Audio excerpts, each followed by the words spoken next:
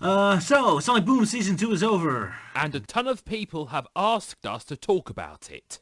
Yeah, so Sonic Boom, I did follow the first season very closely, because I didn't know what it was yet. The show came very close to being funny and being the exact type of comedy I wanted, but it always seemed to miss the mark and go into a completely other direction, and that really frustrated me. So much that I ended up making 2 episodes of my own to demonstrate what Sonic Boom could have been like if it had gone in a slightly different direction.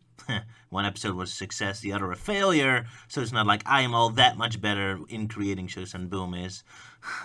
I could never really get a grip on what the show was trying to be. As an action comedy, the action was too stiff and had no creativity or energy to it. The main cast is too undefined and random to work as a slice of life comedy. The episodes lack heart and soul as a straight comedy. It's too random to work as satire. The villagers and sidecasts are too unlikable to work as a community kind of thing like The Simpsons. And yet as a random crazy zany cartoon show, it was too low energy and dull. So I'm kinda left with nothing but confusion.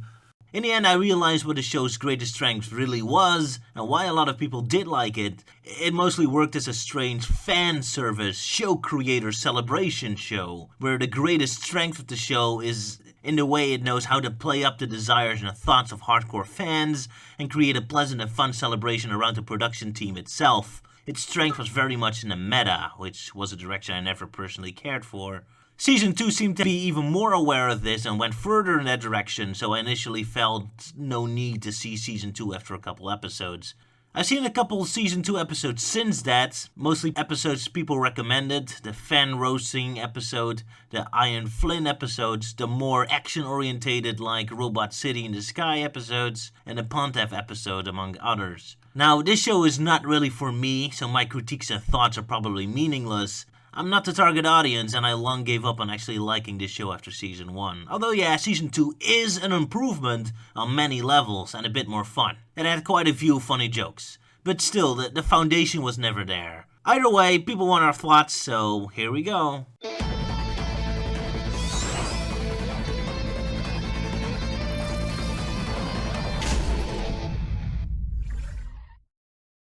So Luke, what do you think? Season 2 is a huge improvement over Season 1. It has more energetic music, better animation, more set pieces, more physical humour, and better pace.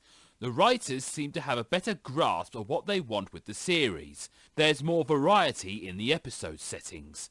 There's quite a few action-packed episodes for the folks who wanted a more straight Sonic cartoon. Yeah, and the voice actors are more versatile and dynamic. It's an improvement. I can understand why people wanted an update on my opinion on the show. There are episodes that seem more tailored to my expectations and tastes, especially Sonic being way more cheerful and enjoying adventure, rather than being the boring old grandpa I was in Season 1. Improvements all around, and yet I'm afraid I still don't really care for the series much. Got a few issues. For one, this is an action comedy, right? So how come they still barely get any humor out of the action scenes? They're still mostly played straight? Sure, Season 1 didn't have the budget to do anything interesting, although I would say that's not much of an excuse. I've seen shows with less budget and less animation, doing a lot of crazy stuff. But yeah, Season 2 has more of a budget, and the action scenes do look really good. Much more fluent and more face expressions and all. And yet they're still dry as fuck, with the cast mostly just killing the same robots over and over again with the same moves. Well, there was that one episode with Sonic and Plaster trying to escape a crazy fanboy, which was speculated to be inspired by Chris Chan. Yeah, that was definitely the highlight of creative action of that season, sad as that may sound. I would have liked to see more creative setups like that. Although I still haven't made more over the top, like Sonic hooked up to hospital equipment while having to fight ninja robots or something. But hey, that's just me. Just animate a new Roger-fied episode then.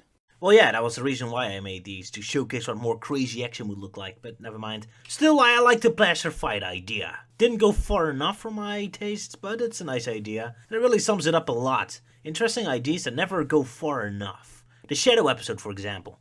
The entire episode is about Shadow battling Sonic. Well, it's actually about Eggman wanting to make a video game, and then he needs them to represent his video game animations or something. Yeah. But hey, the animation is improved. The fighting looks very good and exciting. But as a character piece, I don't really care, because they still never really established what the fuck Shadow even is on this show. Ever since Rise of Lyric, they just shove him on screen and expect everyone to cheer and give a standing ovation. I like to imagine him being an outcast, being banished from No Name Village. That's why he's angry. The guy has no foundation, comical motivation, no position, nothing really. He just shows up and wants to murder Sonic. So, as a character-driven comedy, it's too empty and shallow. Now you might say it's a joke, it's funny. That's a joke. Shadow's edgy and intense. And sure, I can see that. That's actually kind of funny. But then, the joke doesn't go far enough for my tastes. Like, yeah, the second Shadow episode has a very funny sequence where Eggman tries to get Sonic to say naughty things about Shadow. He fails, as Sonic is mostly indifferent, but then he re-edits the interview into a clumsy insult. And this sends Shadow off in a rage to go after Sonic. And that is pretty funny, and I like this as a zany cartoon comedy setup. But then we get a 2-parter episode long fight with Shadow wanting to destroy the world, but it's not really punctuated by more jokes or comical attitude of Shadow.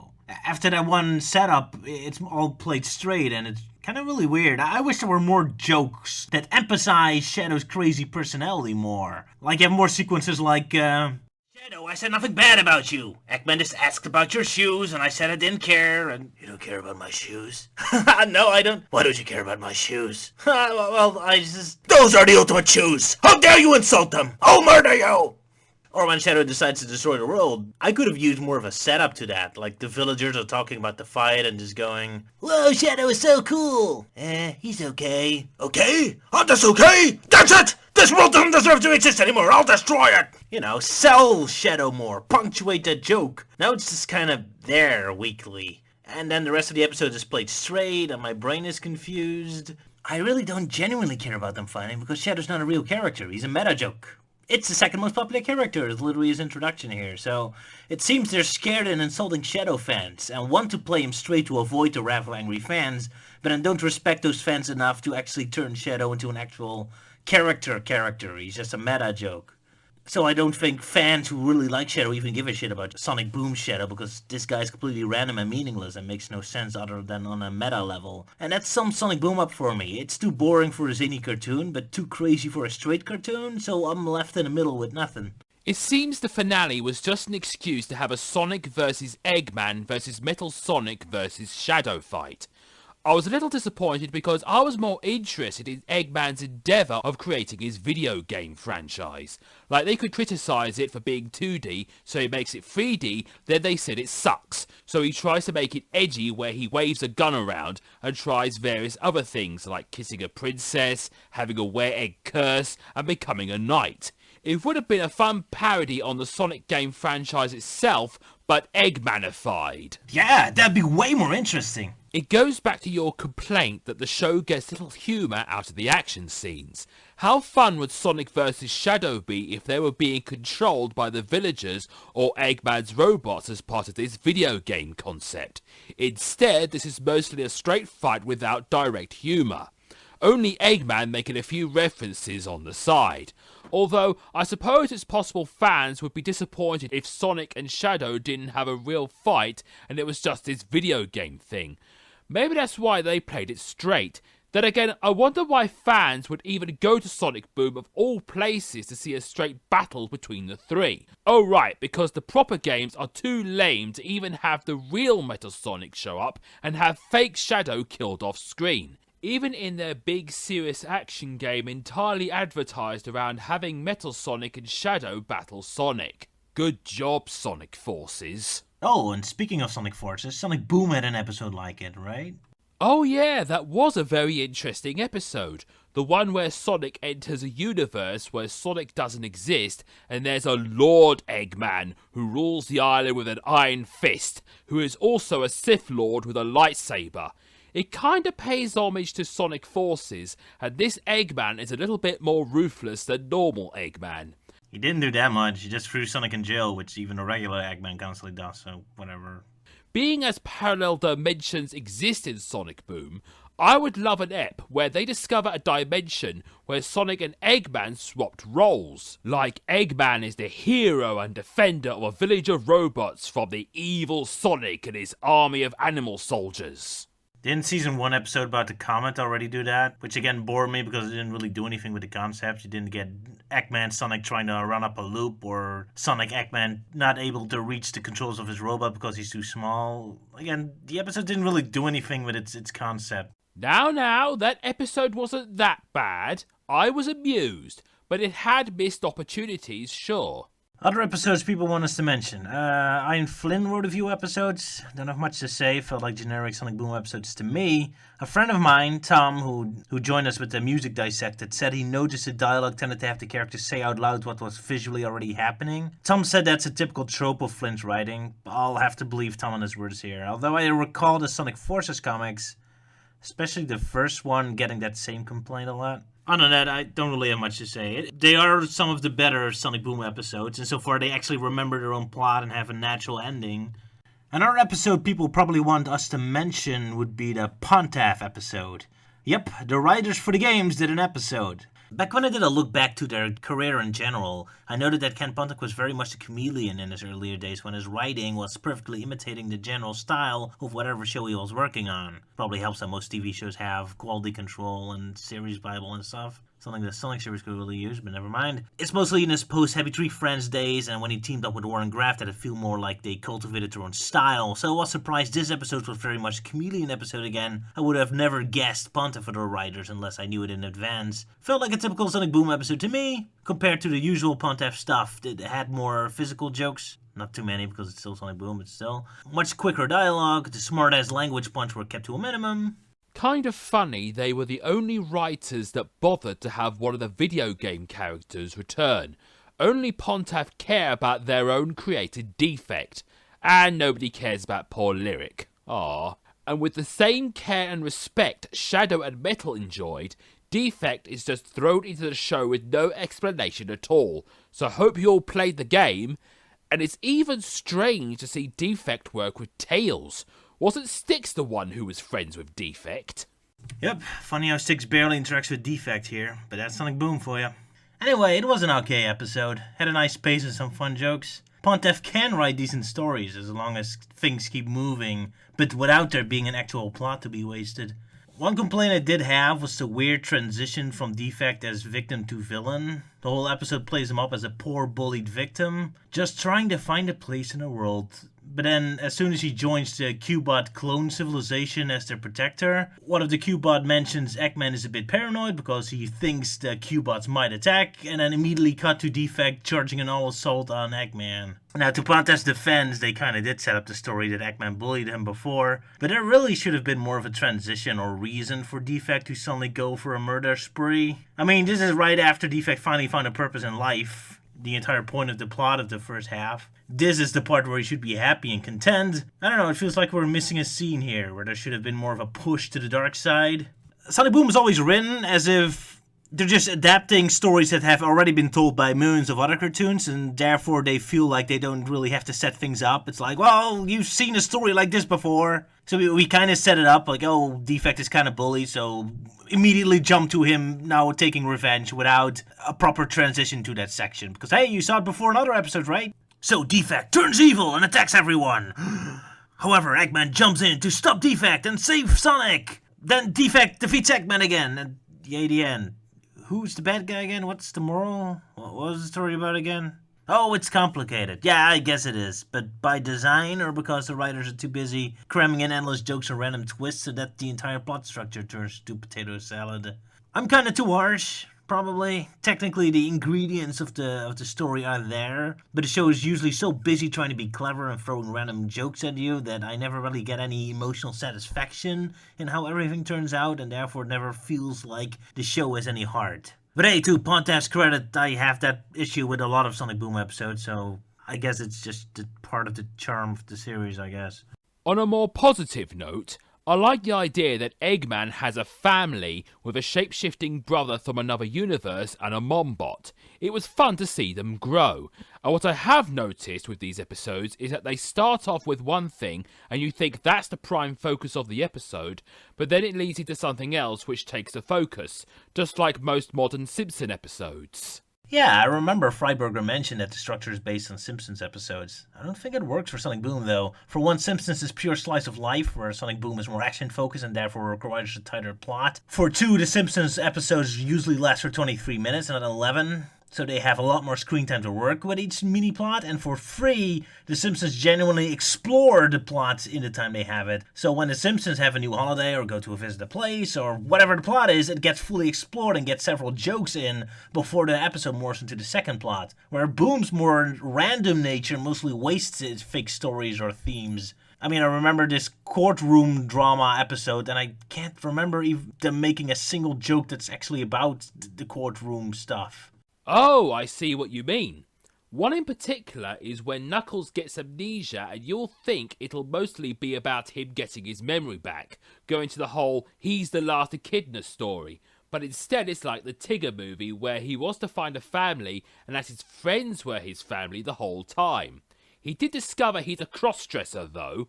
I loved that scene. Yeah, thank goodness they avoided the plot actually exploring where Knuckles comes from and what he's like. I might actually start giving a shit about him. Instead, it's repeating the same Knuckles helps out Townsfolk by fucking everything up and making everything works plot that I'm pretty sure they did twice before. And I really don't care for jokes like, haha, he likes dressing up because it comes from nowhere and it goes nowhere. It's just meaningless throwaway lines you're supposed to forget as soon as they're said.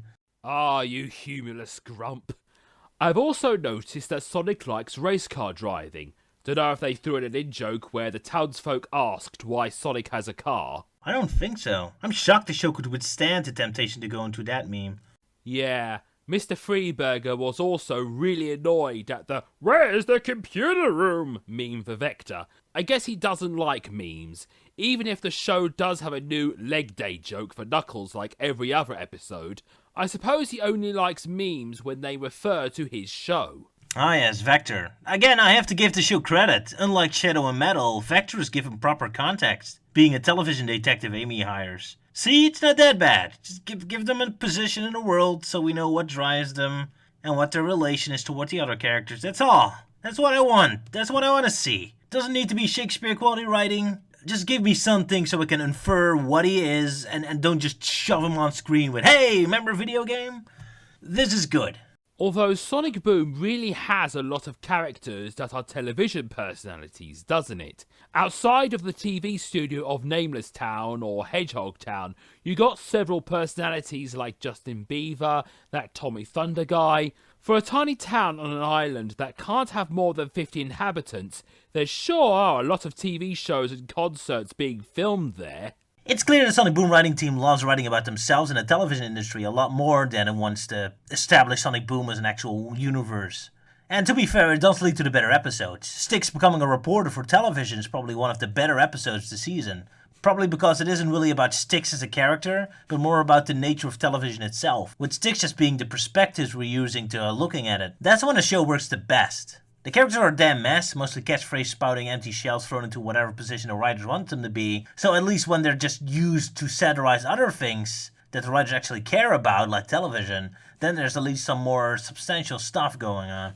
Whoa, you're being really harsh on the character writing there.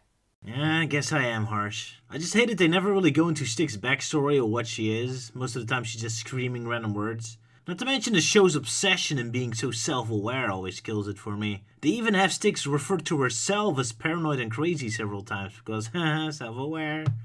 Finish each other's paranoid diatribes and conspiracy theories? Sister! Why the hell would a delusional character ever refer to herself as paranoid and crazy? Shouldn't she be normal and other characters be crazy delusionals from her perspective?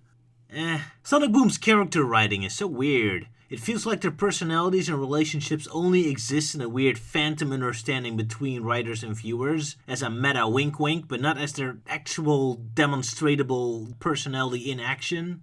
Does that make sense? Like, characters are more likely to tell the audience what their personality is, rather than actually behave as their personality. Right? Well, that's what it says in my character description. One episode had Till suddenly making a joke about Sonic and Amy's relationship, that Amy's apparently a little crazy around Sonic. It's clear he has an unhealthy attachment to you. And you should know. And I'm like, where the fuck is this joke coming from? I always find those Sonic and Amy moments forced as hell, because most of the time Amy and Sonic have zero chemistry together, and are more than happy to blow each other's houses up, or make the other go on a date with someone else, or sell them over to corrupt Hollywood executives and all that. The show loves playing up the fanbase and have them hyperventilate in excitement that their ship has been validated or whatever, but it doesn't seem to care enough to really establish and write them as a couple. Well, a consistent couple anyway. Are they like an old married couple? Shy, young and embarrassed? Bored and complacent? Crazy stalker? It changes with each joke. Again, they're more concerned about each individual joke than really establishing who they are. One moment they're joking Amy's a crazy stalker and Sonic's shy, and the next they're talking to each other like they're each other's mom, reminding them of a dentist appointment they have. But don't forget, we have that... Yeah, I suppose you just have too high demands for character depth. The show just wants to be silly and random and have fun with the fans. It makes the characters feel real in a way, how they directly relate to the audience, sharing the same thoughts and jokes with them. It creates a fun and warm feeling of belonging. The characters and cast and crew of the show and fans of the show, all one big happy family. Yeah, and that's Sonic Boom's greatest strength, and simultaneously the reason why I dislike it. I think that was all. Can't go talking about every single episode. I suppose we could mention the 4-part Big Robot City episode epic, but for an epic 4-parter, I don't remember much of it. It was nice to see Knuckles be a straight leader fighting the robots for once. But yeah, the action in Sonic Boom doesn't have much imagination going on usually, so it's strange for episodes to focus on so much on action. Although I love Tails' slow motion rescue of Sonic in the end. That was a badass moment for him. But yeah, just mentioning each episode one by one is boring. I think we got our general points across. Fun show. Yeah, I complain a lot, but Season 2 is really okay. It's fine. It's frustrating for me because it's very close to my sense of humor in a way, but then never quite goes in the direction I would want it to go. Hence, that's why I felt the need to animate a few of my own episodes, although I don't think I'll be making a third episode. The second one wasn't received well, and the show has gotten better. Not to mention regular Sonic now finally has Sonic Forces, so Not to mention you're too damn slow. Where's the Sonic Mania and Sonic Forces in minutes? And when do you give me voice lines in them again? Yeah, well, back to work. See you all.